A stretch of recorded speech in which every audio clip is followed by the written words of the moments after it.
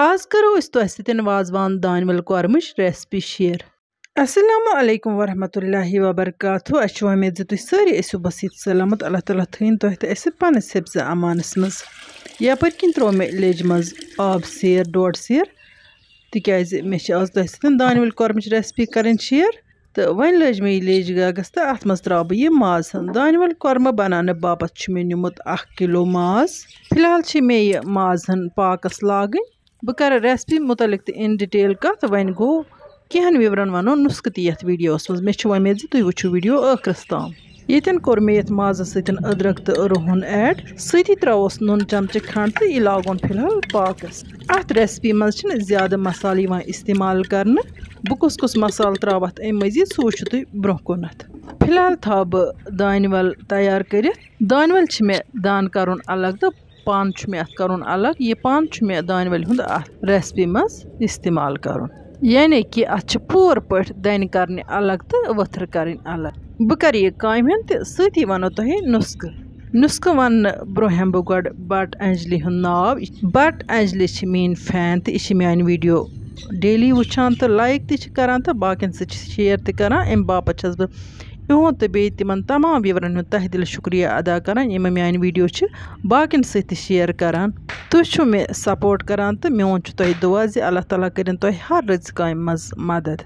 आमीन। चूंकि वीडियोस मज हेम बह सारी नाव तो मगर मे तीचा गुंजाइश कह वीडियोस मज हेक बह सारी नाव हेत। तो बह ज्यादा खुद ज्यादा करान कोशिश तुह तम रेसिपी गस असल पे तुह तम वातन। तो बेस बह नुस्ख करान फिलहाल शेयर। वन गो इंशाअल्लाह रहमान यमो विवरो नुस्ख मंगमित इन दिमो नुस्ख तो तम पे बह विवरन हिंद नाव तहान वीडियोस मज। वन बूजतन सईद हेमू साहिबा नुस्ख यमो मे मैसेंजरस पे सवाल त्रोमुत। तुह अन गुलि नीलोफर बे अन तुह मुल्तानी मिट्टी तो बे तुह अन शकर। यह मिल तुह कुन आयुर्वेदिक दुकान पे। यम 3 चीज तुह हम वजन अन। 3 चीजन हिज पाउडर तुह मिक्स कर थवन अकिस बोतल मज। रोजान तुह सुबह लट त्रेश सत 5-5 ग्राम चेन। तो युस तुह यह लेडीज प्रॉब्लम यह गि तुह इंशाअल्लाह रहमान दूर। आजमतो यह नुस्ख त वन गो तुह पे जरूरी मेडिकल चेकअप करनाउन। USG त करन जरूर तो अल्लाह ताला बख्शनो शफा। डार ईजा साहिबान मे मैसेंजरस पे नुस्ख मोंगमुत। इन त लेडीज प्रॉब्लम यम त बूजतन वन नुस्ख। तुह मोलसरी की छाल अन। यह बन तुह कुन त आयुर्वेदिक दुकान पे। अत नाव मोलसरी की छाल। अगर तुम 100 ग्राम मोलसरी अनियो 100 ग्राम अत मज खंड तो ऐड कर तो यह पीसित थवन अकिस बोतल मज। अमुक 1 चमच तुह डेली खन सुबह लट आब कपस सत। अमे अलाव तुह फटकर अन तो फटकर हज 1 चुमुट आब जगस मज त्रावन तो तम सत तुह डेली कर वजू। यमिस त लेडीज यह प्रॉब्लम तमिस लिकोरिया तमिस बापत यह नुस्ख सठी मुफीद। अमे अलाव ब्या टिप तुह पज रोजाना सुबह लिद्र दोध चोन। अंजुम जान साहिबा करान मैसेंजरस पे मे सवाल जे बचस दंदन सेंसिटिविटी यानी कि दंदन आम होल पेवान। दंदन हज सेंसिटिविटी दूर करने बापत तुह अन हींग। हींग मसाल युस तुह कुन त आयुर्वेदिक दुकान पे हे मिल। तुह 2 ड्रॉप लोंप नुन तथ सत हींग हज 1 चुटकी करन ऐड तो यह मिक्स कर असल पे तो पे अमिस बचस फंब सतन यमन दंदन पे मथुन। यह नुस्ख हे कह इस्तेमाल कर यमिस दंदन सेंसिटिविटी आसि। अमे मजीद ब्या नुस्ख यानी कि रोंग तो मर्ज पीसन पे तथ तीलस मज थोड़ा ग्रह खालन तो सह तील पे दंदन मथुन। अमि सत तुह दंदन हज सेंसिटिविटी दूर गि। वन करो गो रेसिपी मुतलिक कत। दानिवल सती कर मे यपर 2 गंड तैयार। 1 गंड निकरो मे जविल जविल यह मे बगारस पे इस्तेमाल कर तो ब्या गंड निकरो मे डिफरेंट तरीक। यम दोनवे गंड मे अलग अलग स्टेपन पे इस्तेमाल करें यथ रेसिपी मज। यपर किन लेज मज यह माज ग्रकान। अत माजस यह फोस अत वाज पे मल वनान। यह फोस मे अत सोरे तुलन थोद। माजस यह फोस थोद तुलन पत था बह अत बे ठान हंद लग तन अत तामत पाक तो इतस कालस निम ब्या स्टेप तो बह कर मजीद तैयारी। यथ रेसिपी मज बिल्कुल कम मसाल इस्तेमाल कर तो लिदर अत मज हरगिज इस्तेमाल करें। यपर किन त्रो मे ताय मज तेल तो वन मे गोडनेथ सह गंड फ्राई करन युस मे जेठ जेठ आय ओस जविल जविल कतरवित थोमुत अत स मे छकन त कड़मस तो छान मज ओसम थोमुत पशपावन ये गंड छु मे असल पटन फ्राई करन फ्राई करने पत छु मे एकस प्लेट्स मज कड़न तो प्लेट्स मज छु मे थवन हबस तिकाज ये गंड छु तिथ कनेथ त्रशान पत ये गंड त्रश तो मे छु न्याय मज पीसुन अत छु मे बनावन पेस्ट हूँ तिकाज वाजवान कह त रेसिपी तन अत मज स्रोटी इत कनेथ फ्राइड गंड यवा त्रावन के बल्कि अत मज फ्राइड गंडन यवा पेस्ट बनाना तो अत इस्तेमाल करना अम सि वाजवानस मज डिफरेंट खुशबू यवान बेयन सिनिस मज कलर ते गंड फ्राई करने पत मे दानवल ते हना फ्राई करें बह कर यह काम हन तो तुह बोज तो नुस्ख स्किन डिजीज बापत यमो मे फोटो सूजम तिमो मज वन बह कहन हिंद नाव तो इन वन बह इकवटे नुस्ख तिकाज इन सेम डिजीज सन्ना अशरफ शाफिया अफजल हेमूजी सादिया शेख निहा भट्ट साहिबिता कोल अमिस वुठस दाग तो तह स्किन डिजीज वालन बापत यह नुस्ख बोज तो गौर सान तह अन रोगनी जैतून बे माछ बे अन तह त्रेलन हुंद सिरक रोगनी जैतून बन तह बाजरस मज तो माछ तो बाजरस मज बनान वन गो यह त्रेलन हुंद सिरक ये सेब का सिरका त वनान उर्दू पे यह मिल तह कुन आयुर्वेदिक दुकान पे अम पत तह चमच रोगनी जैतून चमच माछ तो चमच यह त्रेलन हुंद सिरक अकिस कवल मज ऐड कर तो यह असल पे पान वन मिक्स कर मिक्स कर पेस्ट बथिस लगावन यानी कि यह गि कम से कम अकिस गंटस रोजन बथिस पे लग तमें अकि गंट पत तह ठंड आब सत बुथ छलन तुम हेको दोहस मज यह कुन सात इस्तेमाल कर ये सात तह टाइम वन अगर न दोहस टाइम तो शाम के टाइम हेको तुम इस्तेमाल कर वन करो गड रेसिपी मुतलिक दानवल कर मे फ्राई वन फिरन बह यह माज ये छान मज तो रस कड़स अलग तो माज थवन अलग माजुक यह रस मौजूद थवन तिकाज अत रेसिपी मज पत इस्तेमाल कर हन हन वन मे नुन ब्या स्टेप यह जामुन दद त्रा बह अथ लेज मज यथ मज मे माजस पाक दुत तो अत दिम बह असल पे छोप सती कर बह ठोल तथ ऐड तिकाज मे आज बसान जामुन ददस मज यो गड़बड़ हूँ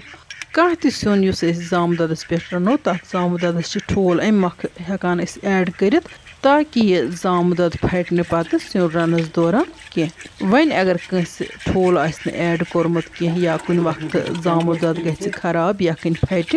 तम सात अत दद सिनिस मज 8 चमच कर ऐड तो यखन पत फटम बसान कह सह बिल्कुल नॉर्मल पोजिशन पे यपर किन मकलो मे जामुन ददस छोक दित तो वन लज मे यह लेज गगस अतन मे वन कह मसाल तथ ददस सतन ऐड कर दालचीन कलम सब्ज ٲl 2 बड़ ٲl 1 तो जीर चमच कोर मे अत ददस सतन ऐड इमो मसालो अलाव मे अत बदियान पाउडर 1 चमच तो शूंठ पाउडर 1 चमच ऐड कर बस इति मसाल अत रेसिपी मज इस्तेमाल कर तो यह सठे मजेदार बनान तो एक्चुअल ये तुम ट्राई करो तह बस जन वाजन रोनमुत सिन तो खास कत कि अत नून आसान हना कम थवन नून गि बराबर गसन कि अत पन टेस्ट आसान वन कोर मे माज तो ये सतन ऐड माज ऐड करने पत मे अत खलन 2-4 दिन तो यह मे असल पे रलावन माशाअल्लाह माशाअल्लाह तुम वुच तो इथे कन क्युथ बसान यह सिन आब गल इंसानस तो अम पत कर बह अत बदियान पाउडर 1 चमच तो शूंठ पाउडर 1 चमच ऐड सती थो बह अत खलन खलन जारी यूता यह मोट मोट गि तूता त्रा बह अत तमें रस मज अख चोंच तो दिमस पाकन खूब यन कर बह तह यह कत गोश गुजार ये तुम कह वाजवान रेसिपी ट्राई करो अत ऐजो टाइम दिवान बड़ सब्र सान गि रन अद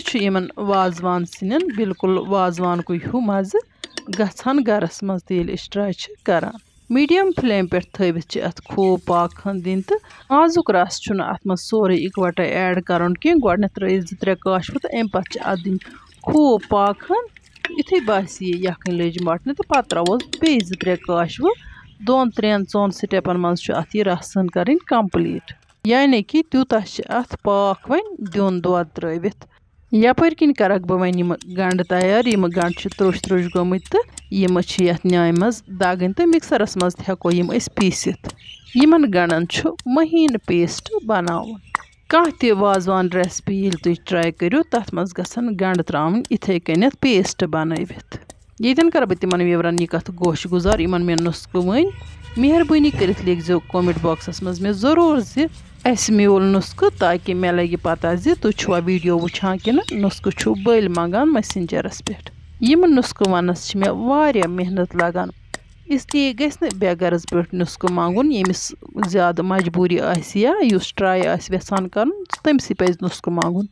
यन कर बह पन्न सारे व्यूवरन तहे दिल शुक्रिया तुम जायकाज कश्मीरी किचनस लोल बरान अल्लाह ताला बरन तह लोल मानी यूट्यूब चैनल पे तो फेसबुक पेजस पे वाजवान रेसिपी मे तह शेयर करम तह मज यमिस दिलचस्पी सह हे तम रेसिपी वुचित तो ट्राई हे कर बट शाहिदा जी मैसेंजरस पे सोचमुत फोटो तमिस नस्ति पे तो हंगनी पे ये लक्चन हिू द्रामुत तह सब्ज दानवल पीसन तथ रस कड़न तो तथ सह लिदर ऐड कर सह लक्चन पे लगावन बुथिस तकरीबन 1 घंटस थवन लगे तो तम पे सर्द आब सत बुथ छलन यमिस ते अचानक पे बुथिस पे लक्चन ही द्रामुत सह हे नुस्ख इस्तेमाल कर व्यूवरन मैसेंजरस पे लिखमुत मे बुथिस सिकारज नेरान सह बोजतन नुस्ख तह नीन 5-6 पन तुल पुदनक यम पुदन तुल तह पूरा असल पे दगन तो इन पेस्ट बनावन अत पुदनकिस पेस्टस सह 1 चमच जैतून तेल तो 1 चमच लेम्बरस ऐड कर तो पे यो पेस्ट बुथिस लगावन तकरीबन थवन 1 घंटस बुथिस लगे तो तम पे बुथ छलन फ्राइड गंडन हिंद पेस्ट कोर मे असल पे तैयार तो वन वुच तो वन कर बह ये गंड ऐड इस मे कतरवित गोड़े थोमुत तो यह गंड मे अत न्यूल अत पे ऐड कर यह हेको कुन यखनी इत कनित न्यूल गंड ऐड कर ग्राक दिवनिस सिनिस मज तिकाज अत अम सदन अलग लुत्फा यवान अम पत ग्रकनो मे बे कहेन मिनटन यह सुन तो अम पतन कोरमस वन यह ऐड यह गंडन हिंद पेस्ट वन मे अत खूब पाक दिन बे मीडियम फ्लेम पे वाज अत सिनिस मज गेव बगर तो इस्तेमाल करान वन गो ये गर बनावो जरूरी छुन कि त्रो अत गेव मे होट ऑलरेडी खराब बह त्राव अत गेव कह बल्कि बह त्राव अत तिल काशव खंड यह तिल काशव त्रावन पत्ते दिम बह अत खूब पाक वन गो खलन खलन तवोस जारी तुह वुचतो पाने सन क्युथ स्पेशल बनो वन यह पूरा तैयार गोमुत कह वन अत बे पाक खन दिन अत तीतिस कालस पाक खन दिन यीतिस कालस न अत माजस ददगु हू कलर खस ये गोडनिस स्टेजस पे माज पाकस लागान तम सात यह माज आसान ज्यादा सेनरावन बल्कि दोरुई दोरुई थावन तिकाज जामुन दद त्रवित गछ अत पत खूब पाक खन लगन मे वोन तह गोड ति अत माजस गछ रंग गछुन ददगु हू अत ये ददगु हू रंग गछ अत गछ जानन कि दानवल कर्म क्या आव तैयार वन मे अत खूब पाक खन दिन सती मे अत पत लास्टस पे दानवल तो ऐड कर तुम वुचान दुध कोता मटो तो माजस क्या गो कलर चेंज तो वन कर बह ये स्टेजस पे वात ये दानवल हिंद दानवल ऐड कर पत खाल बह अत बे ग्रक 2-4 तो खलन खलन थवस जारी तो ईतिस कालस यह तैयार क्या व्यूवरस मैसेंजरस पे मे बगैर खन तो कुलचन हिंद फोटोग्राफ सोजमत तो मे सठे खुशी गसान तुम ट्राई कर मानी रेसिपी बे जान फीडबैक दिवान तम बापत बह तुहद शुक्रिया अदा करान यपर किन गो सन तीतिस कालस तैयार माशाअल्लाह माशाअल्लाह वन करोन बिस्मिल्लाह करत यह दानवल कर्म सर्व वुचतो तुम दानवल कर्म कोता स्पेशल गोमुत वन अगर कह वेछ अत गस ग्रेवी अम खुद तन पहन गन सह हे तन पहन ग्रेवी ते बन तो वन गो पाखन गथ लगन बराबर चूँकि यह वनकन ठंड गोमुत तो अम मोख अत ग्रेवी ज़्यादा पहन मोट बासान अत पत खेन विजन कर वुशनेर तो यह बिल्कुल पत ठीक नॉर्मल पोजिशन पे माशाअल्लाह माशाअल्लाह वुचतो तुम वाजवानस मज इथे कन मोट मोट ग्रेवी आसान यन कर बह खास टिप बे रिपीट इस मे तह गोड ते वोन यथ वीडियोस मज یَتھ سِنِس گژھِ نہٕ زیادٕ نوٗن ترٛاوُن یا برابر نوٗن ترٛاوُن اَتھ گژھِ نوٗن روزُن ہنا کَمٕے پَہمَتھ اَتھ چھُ پَنُن اَکھ ڈِفرَنٹ ٹیسٹ گژھان ماشاء اللہ ماشاء اللہ وٕچھتو تُہۍ شوٗبہِ دار تہٕ لوٗبہِ دار دانہِ وَل کۄرمہٕ کیٛاہ گوٚو تیار خۄدایَس نزدیٖک چھےٚ سو پوٚز تہٕ پور وَنان ییٚتٮ۪تھ چھِ بِلکُل وازوانُک مُشُک یِوان اللہ تعالیٰ ہَس کُن چھِ لاکھ لاکھ شُکُر یُس اَسہِ یِم نعمتہٕ چھِ نوش کَرناوان وۄنۍ اگر تۄہہِ سٲنۍ أزِچ ویٖڈیو ٹارِ کھٔژ ویٖڈیو کٔرۍزیون لایک تہٕ پنٛنٮ۪ن سۭتھٮ۪ن سۭتۍ کٔرۍزیون شِیَر یِمَن نہٕ وٕنیُک تام سٲنۍ یوٗٹیوٗب چَنَل آسہِ سَبسکرایب کٔرمٕژ تِم کٔرۍتَن چَنَل سَبسکرایب تہٕ یِم اَسہِ فیس بُک پیجَس پٮ۪ٹھ چھِ وٕچھان تِم کٔرۍتَن سون فیس بُک پیج فالو تاکہِ یِنہٕ واجنٮ۪ن ویٖڈیووَن ہِنٛز نوٹِفِکیشن ہیٚکہِ تِمَن تانٮ۪تھ بَر وقت وٲتِتھ اِنشاء اللہُ رحمان یِمو نٔیِس ویٖڈیوَس منٛز تُہٕنٛدِ باپتھ نٔو ڈٲلِتھ توٚتام تُہۍ تہِ ٲسۍ اللہ تعالیٰ ہَس حوال اللہ نِگہبان